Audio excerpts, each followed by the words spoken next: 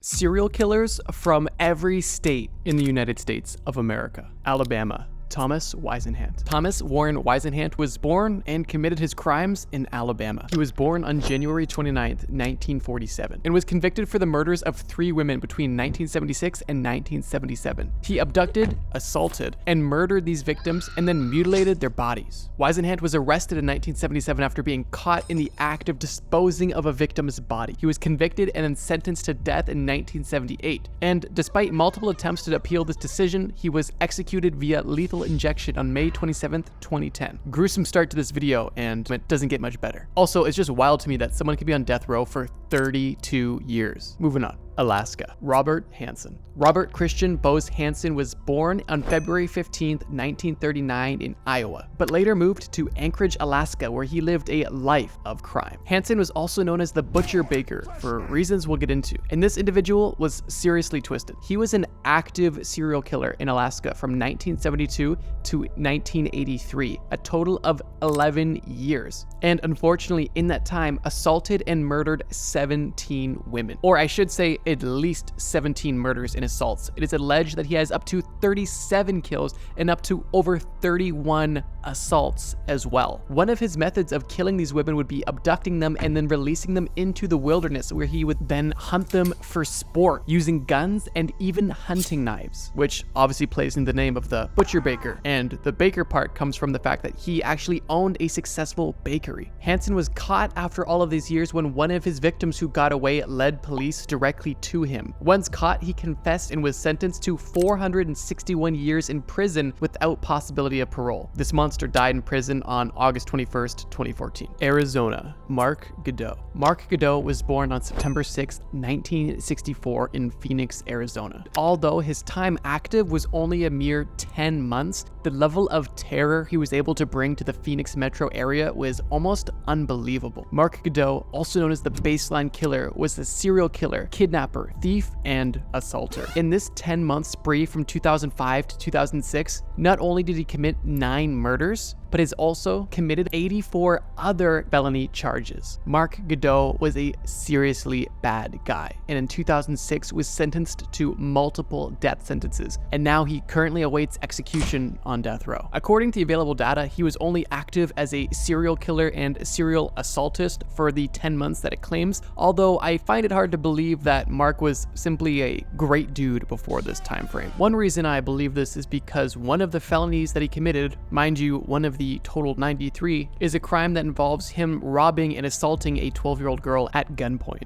Scum. Moving on. Arkansas. Ronald Gene Simmons. No, not Gene Simmons, the guy your dad thinks is really cool, the guy that your dad paints his face like, the guy that your dad gets too drunk listening to and hits you. That's Gene Simmons. This is Ronald Gene Simmons. Back on a serious note, Ronald Gene Simmons was a mass murderer who killed 16 people, including 14 family members. Almost as if he was competing with Mark Goudeau, who committed 9 murders in 10 months, Ronald Gene Simmons committed 16 murders in only 7 days. In Arkansas during December 1987. Ronald G. Simmons was born on July 15, 1940. Simmons served in the military before moving to Arkansas, and on December 22nd to 28th in 1987, he methodically murdered his family members at his home and then later killed 2 other people and injured 4 more in a nearby town. He was arrested without resistance and was convicted of the murder. Simmons was sentenced to death and executed by lethal injection on June 25th, 1990. Gene Simmons from the band Kiss wanted to rock and roll all night and party every day. Ronald Gene Simmons from Arkansas wanted to kill people. California. Richard Ramirez. Richard Ramirez, also known as the Night Stalker, is likely one of the most infamous names on this list. Strangely, I have never covered him on the channel, even though I've made numerous videos about serial killers. Ramirez was born on February 29th, 1960 in El Paso, Texas, but moved to California at the age of 22. Ramirez's crimes were heavily influenced by his troubled childhood, and he even had a cousin who taught him military skills that Ramirez ended up later using during his killing spree. That killing spree, and honestly crime spree, which also included assaults and burglaries, took place in the greater Los Angeles area from 1984 to 1985. During this time, he committed numerous heinous crimes such as home invasions, murders, and assaults. His crime spree, marked by extreme violence and satanic rituals, created widespread fear throughout the LA area. And fortunately, he was caught on August 31st, 1985, where he was convicted of 13 murders, 5 attempted murders, 11 assaults, and 14 burglaries. He was sentenced to death and remained on death row until he died of cancer on June 7th, 2013. Colorado. Scott Lee Kimball. Scott Lee Kimball was a former FBI informant who was convicted of murdering at least 4 people between 2003 and 2004 while working with the FBI. Kimball was born on September 21st, 1966 in Boulder, Colorado. Kimball was a skilled forager who ran a legitimate business buying and selling organic beef, but primarily used his business as a vessel to enrich himself by passing on bad checks and other forged documents. This is relevant because Kimball would forge documents of his murder victims to make it appear as if they were still alive after they were already dead. Kimball exploited his informant status to evade suspicion and continued his crimes until inconsistencies caught up to him and he was arrested. Not only did he expose flaws in the FBI's informant program, but he was also sentenced to 70 years in prison, where he currently stays today. Oh, and if you're curious who the victims were, it was his uncle, his stepdaughter, and 2 of the girlfriends of inmates. This is almost exactly what I meant when I said that I don't believe someone who was an active serial killer was just a good person before their killing spree. This is a great example of that. Connecticut. Michael Ross. Michael Bruce Ross was born on July 26, 1959 in Connecticut. Ross was also known as the Roadside Strangler and the Eggman, whatever that means. Between 1981 and 1984, he murdered and assaulted 8 young women in New York and Connecticut. According to people that knew him growing up, he exhibited antisocial behavior from a very young age. He was sentenced to death for his crimes in 1987 and was executed via lethal injection in 2005. A fun fact about Michael Ross is that he was the last person to be executed in Connecticut before they abolished capital punishment in 2012. Delaware. Stephen Pennell. Stephen Brian Pennell, also known as the Route 40 Killer, was born on November 22, 1957. Interestingly, Pennell is Delaware's only known serial killer in modern history. Good job, Delaware. But unfortunately, that doesn't make his situation any better. Pennell was convicted of the murder and assault of 2 women and was suspected of 3 others. As the name suggests, he abducted most of his victims on Route 40. Pennell was sentenced to death and executed via lethal injection in 1992, making him the first person executed in Delaware in over 46 years. Florida. Aileen Wuornos. I've actually covered Aileen on the channel before, and her story is really quite interesting. Not only was she a female serial killer, but she was a female sex worker who targeted her male client. From 1989 to 1990, while she was working as a prostitute along the highways of Florida, Aileen killed and robbed 7 of her male clients. When caught, she claimed that she was simply defending herself from assault, but that story didn't quite work. Wuornos was arrested in 1991 and convicted of 6 murders and was executed via lethal injection in 2002. Fun fact about Aileen is that there's actually a movie made about her story called Monster, which released in 2003. Georgia. Wayne Williams. Williams, also known as the Atlanta Monster, the Atlanta Boogeyman, and the Atlanta Child Killer, was born on May 27, 1958. Wayne was only ever convicted of 2 murders, those being the murders of 2 adult men. But what's peculiar is the fact that he is heavily suspected of being responsible for the murder of 24 children. From 1979 to 1981, there was a spree of child murders in Atlanta known as the Atlanta Child Murders. I find it quite interesting that there's enough evidence to heavily suspect Wayne of being responsible for a very specific number of these murders, but not enough evidence to convict him. I guess it's fortunate that he was at least convicted of these 2 adult murders, but I'm sure his story would be much different if he was convicted of at least some of the child murders he was suspected of committing. Hawaii.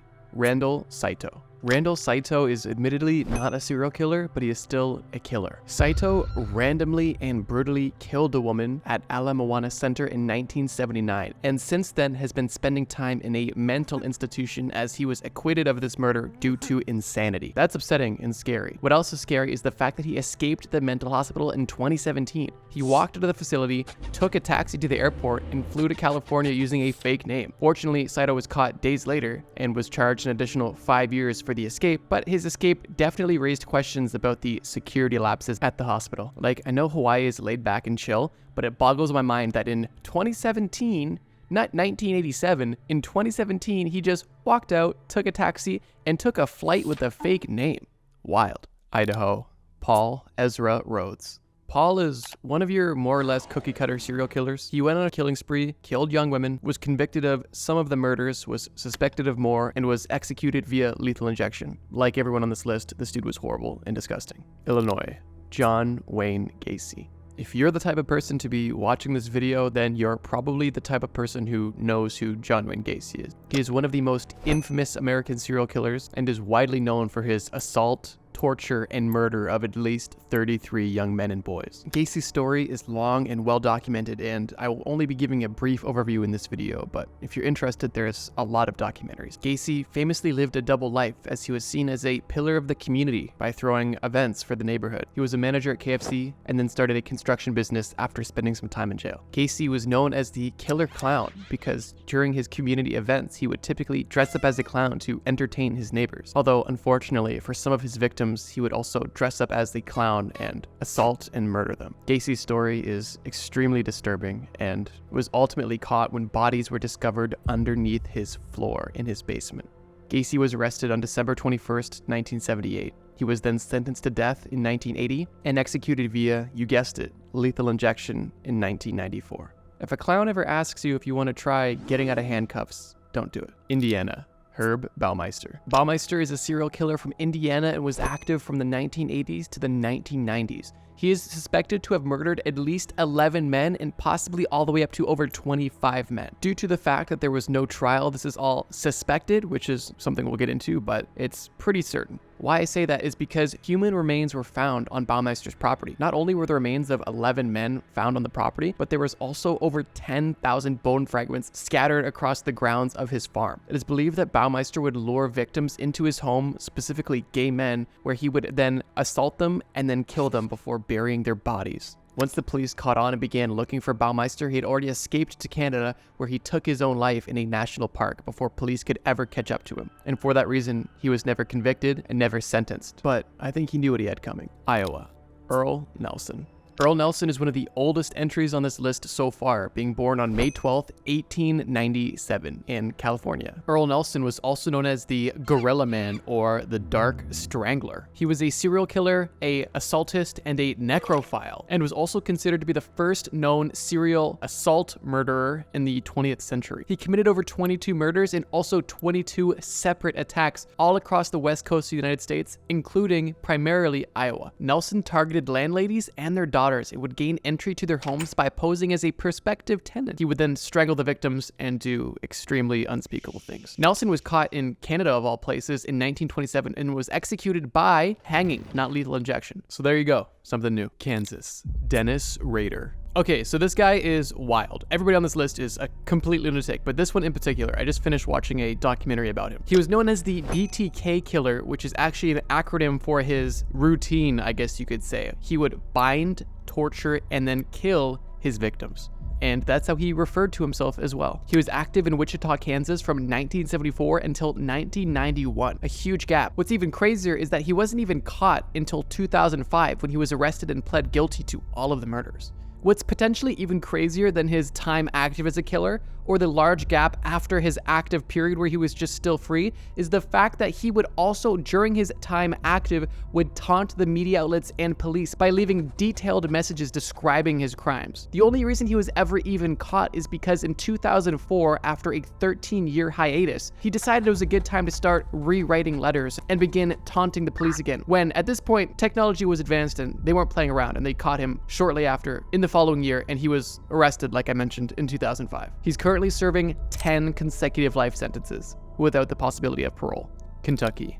Donald Harvey. This monster is a little bit different than some of the other monsters on this list. Harvey was a killer who claimed to have 87 murders, but was only confirmed to have 37. Still a ludicrous amount. He was active in Ohio, Kentucky between 1970 and 1987, a 17-year span. He gave himself the name the Angel of Death, and it'll all make sense in a second. Harvey was a healthcare worker and said that he started killing his patients to simply put them out of their misery, but said he eventually grew to enjoy killing his patients. Harvey would typically kill his victims by poisoning them with cyanide or suffocating them with a pillow. How Harvey was caught after doing this for so long, 17 years, is because the last victim he ever killed was a man who was on life support for several months after a motorcycle accident. His autopsy revealed the large amount of cyanide in his system, and then people began to grow suspicious, specifically of Harvey. They became extremely suspicious of him when they learned that he was forced to resign from a previous job in a Cincinnati hospital when he was caught stealing body parts for an occult ritual. Wild that he was even able to continue working in healthcare at all. Harvey lived in prison from 1987 all the way up until 2017 when he was found in his cell severely beaten and then later succumbed to his injuries and died in prison. It's crazy to me that someone working in healthcare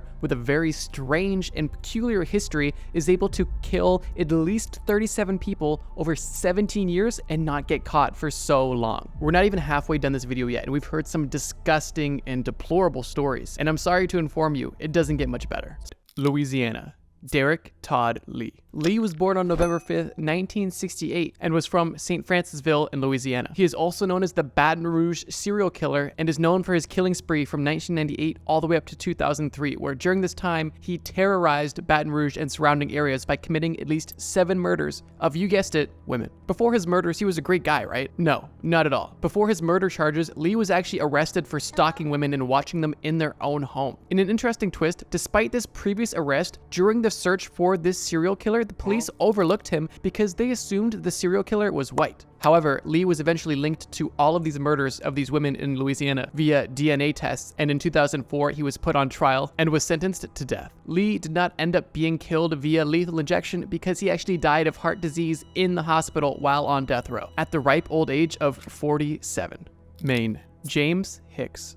Hicks is the only known serial killer from the state of Maine, and information on him was not easy to find. But the long and short of the story is, in 1977, his wife magically disappeared, which caused suspicion, but not that much suspicion because Hicks was not arrested until 1983 and convicted a year later in 1984. Before this arrest, another woman went missing who was last seen at a bar with Hicks. He was never arrested for this disappearance because there was never enough evidence to connect him to it. But after he was suspected of his wife's disappearance 6 years later, they tied the two together. For both of these disappearances, he was only sentenced to 10 years and only served 6 of them and was released from prison in 1990. Once he was released, he met another woman, started a life with her, moved in with her, and 6 years later, murdered her. He was suspected in her disappearance, but Hicks was never charged with her death either because of a lack of evidence. This guy was slimy. The only reason that Hicks was caught is because he was in Texas holding a gun to a 67-year-old woman's head, forcing her to sign over the title of her car to him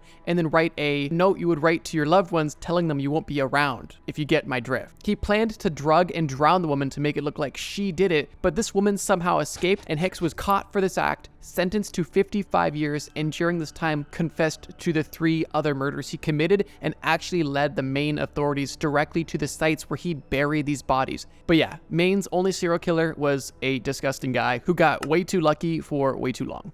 Maryland. Joe Metheny. Metheny is a hilarious name, specifically for this dude because he looks like he enjoys metheny. He was born in Baltimore, Maryland, and claimed to have killed 13 people, but was only ever convicted of 2 of these murders. Research later confirmed 3 additional victims through matching his confessions to evidence. So he was convicted of 2, confirmed 5, and claims up to 13. He specifically preyed on homeless men and prostitutes, luring them in with the promise of food and drugs, and actually would just give them death. Notably, Metheny dismembered some of his victims and even disposed of their remains at a meat stand where he worked. He was arrested in 1996, convicted of multiple murders, and was sentenced to life in prison without parole. And in 2017, he was found dead in his cell. So that's him. Massachusetts. Albert DeSalvo. DeSalvo, also known as the Boston Strangler, I think the 3rd or 4th strangler on this list so far, is a serial killer who confessed to the murder of at least 13 women in the Boston area between 1962 and 1964. DeSalvo would gain entry to his victims' homes by posing as a handyman. He, not shockingly, would strangle his victims to death. Very interestingly, DeSalvo was never convicted for any of these murders, but was imprisoned for other crimes. In 1973, in prison, he was actually murdered due to an ongoing debate that had taken place in the prison about his involvement with the Boston Strangler cases. So you could say justice was served, but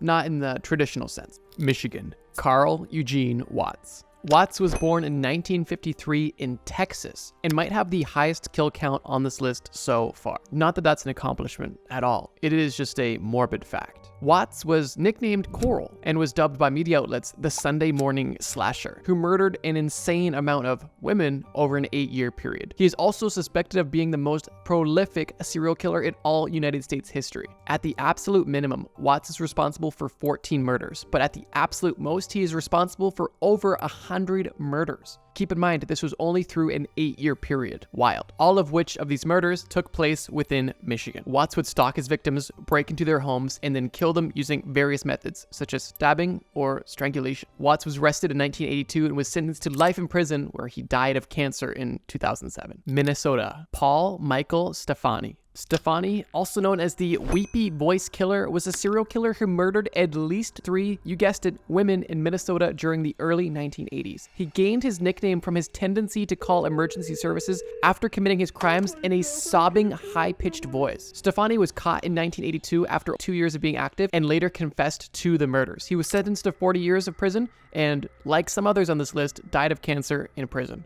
Mississippi. Glenn Edward Rogers. Glenn lived a very transient lifestyle and for that reason killed in many different states and lived in many different states. But for the purpose of this video, we're focusing on Mississippi. Glenn is convicted of 2 murders, suspected of 3 more, and claims over 70 total. Glenn was active from 1993 to 1995. And during that time, he worked as a handyman and also, you guessed it, killed women. You can probably guess how as well. Something interesting about this guy though is the fact that he actually was on the FBI top 10 most wanted fugitives list and was caught after a nationwide manhunt. Currently, he's on death row in Florida. Missouri. Robert Berdella. Berdella was a serial killer from Kansas City who was known as the Kansas City Butcher, or more ominously, the Collector. He was active during the 1980s, and during this time, he killed at least 6 young men. Yeah, different. He would lure his victims, who were often young men, into his home where he would subject them to prolonged periods of captivity and torture, typically including assault, and always ended in murder. After being active for 3 years, Berdella was caught in 1988 and sentenced to life in prison without parole. He ended up dying in jail 4 years later in 1992 at the age of 43.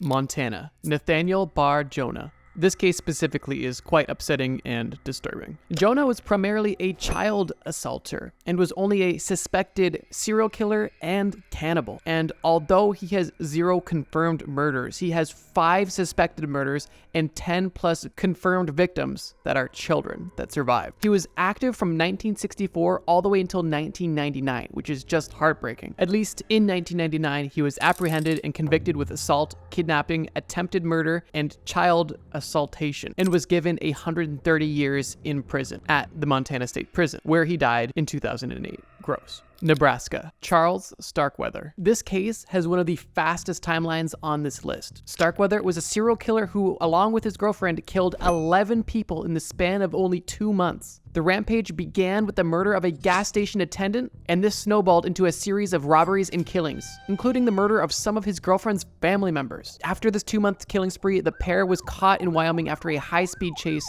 Starkweather was sentenced to death and was executed a year later after being caught in 1959. So let me break it down for you. This guy was 18 years old, decides to go on a 2-month killing spree, and is executed via the electric chair only 6 months after being put on death row. He died at the age of 20. That is quick justice. His girlfriend, on the other hand, who was his accomplice, was only sentenced to 17 years in jail. Wild. Nevada. Carol Cole. This is the first man I've ever seen named Carol, so that's something. Cole was a serial killer who was convicted of strangling 2 women in Nevada and murdering 3 others in Texas. This is pretty typical. What's not as typical is that he is believed to be linked to at least 30 other murders between 1947 and 1980. A huge 33-year gap of being an active potential killer.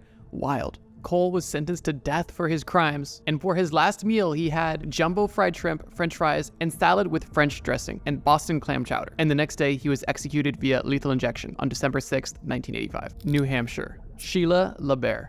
In 2008, Sheila was convicted for murdering 2 of her boyfriends in 2005 and 2006, respectively. And she claims that she did this because she was sent by God as an avenging angel to Earth to punish pedophiles, which in her mind included her 2 boyfriends, whose bodies were found on her huge farm. Now you might be like, all right, I can get behind this a bit, I get it. Here's another twist. According to Brad Bailey, a defense attorney who represented her, he says, and I quote, "There seemed to be no basis whatsoever in reality to suggest or claim any of her victims were pedophiles or engaged in any of these child abusing behaviors. None whatsoever." So yeah, not only did she murder people, but she also tried to ruin their name. Sheila typically met her victims by putting out personal ads looking for farmhands on her farm. Although she was only convicted of the murder of 2 men, she also admitted during her trial that she killed several others, but these were not confirmed. She was sentenced to life in prison without the possibility of parole. New Jersey. Richard Biegenwald. Biegenwald was active from 1958 all the way till 1983, and during this time, you guessed it, he murdered people. In 1983, he was convicted of 5 murders but was suspected of 8.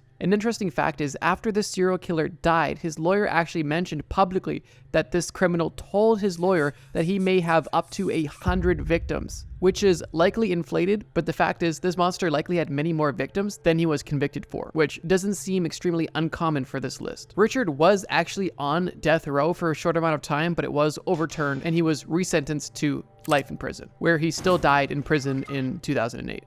New Mexico. David Parker Ray. Ray was a suspected torturer who is also known as the Toy Box Killer. This case is really interesting because he technically has 0 murders confirmed, but has 3 confirmed victims and possibly anywhere from 60 to 100 plus victims that he tortured and assaulted on his property in his toy box, which was basically a trailer beside his home, which is a movable, portable torture chamber that he had a large kidnapping and assault operation happening in there. Crazy. For the unthinkable amount of torture that he inflicted upon potentially hundreds of women, Ray was sentenced to 224 years in prison, where he unfortunately only served a few months because he died of a heart attack. Unfortunate he didn't serve more time, not unfortunate that he died. Ray was a serious monster and is even quoted saying that he did nothing wrong to women. He only did what women wanted, and he got pleasure from their pleasure, and his assault on these women was, in his mind, him doing good for society, so he thought it'd be total sicko. New York.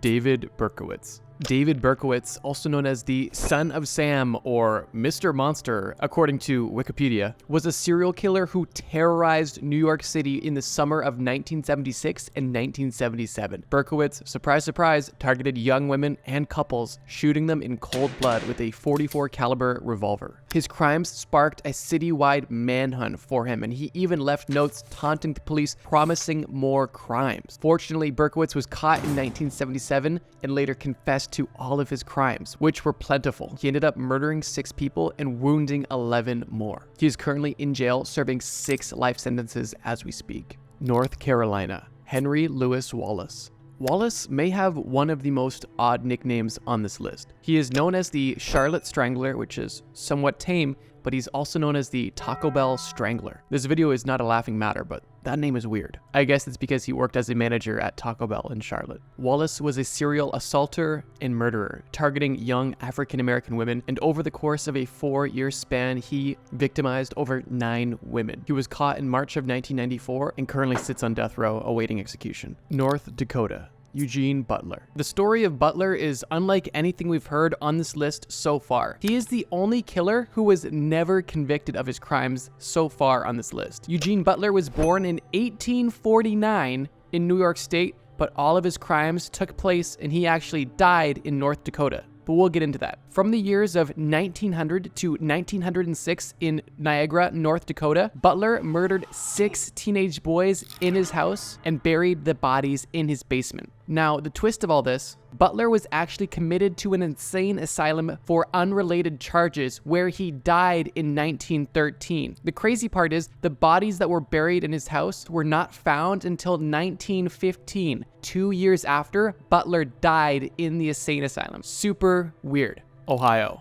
Anthony Sewell. The story of Sewell is something we've heard numerous times on this list so far, so I'll keep it brief. He had a generic name. He was known as the Cleveland Strangler. He was active for 2 years, from 2007 till 2009. He murdered at least 11 women who he targeted, specifically women that were vulnerable. By that, I mean women that were either dealing with addiction or homeless. And he was arrested in 2009 when one of his victims escaped and alerted authorities. He was convicted of multiple counts of murder and was sentenced to death in 2011. Sewell died in 2021 due to an unspecified terminal illness. Oklahoma. Roger Dale Stafford. Stafford was a serial killer active from 1974 until 1978, and in this time he had 9 confirmed kills which he was evicted of, but potentially a lot more. Stafford started his killing spree by killing an assistant manager working at a McDonald's. After killing this manager, he robbed the McDonald's for over $1,300 and then continued on his spree. His next targets were a family that he flagged off the side of the highway, who he robbed and murdered the entire family. 3 weeks later, he robbed a sirloin stockade in Oklahoma City, and during this robbery murdered 6 employees, most of these victims being teenage staff members. 6 days after this restaurant massacre, Stafford was found and apprehended. Unsurprisingly, he was sentenced to death, and in 1995, he was executed via lethal injection.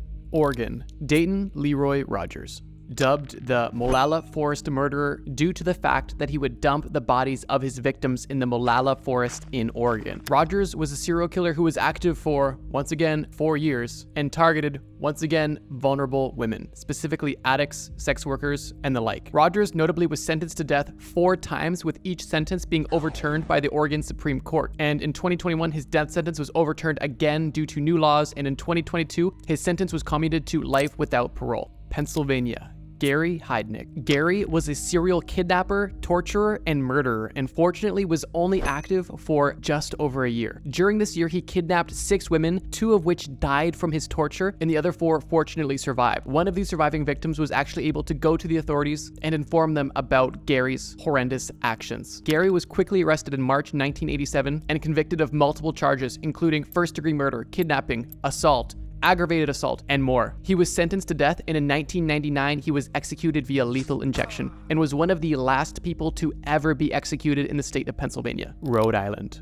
Craig Price. I believe Price is the youngest killer we've seen on this list, with his first murders taking place when he was only 13 years old. From the ages of 13 to 15, he committed 4 murders of women in his neighborhood, and he was arrested at the age of 15. Due to his age, he was actually initially set for release at the age of 21, which to me is mind-boggling for someone who murdered 4 people, no matter their age. But due to ongoing violent behavior within prison, he was sentenced to a much longer time and actually tried as an adult. He will likely never see the light of day. South Carolina. Donald Henry Gaskins. Gaskins was born in 1933 and unfortunately had a huge span of crimes in his lifetime, starting in 1953 and going all the way until 1982. During this time, he had 15 confirmed kills and later on claimed he had up to 110. He killed hitchhikers, acquaintances, and more, and had a laundry list of charges under his belt. A couple notable things about Gaskins is the fact that when he was arrested, he was actually sentenced to death, but then was later commuted to only life in prison, but then later killed someone in prison using a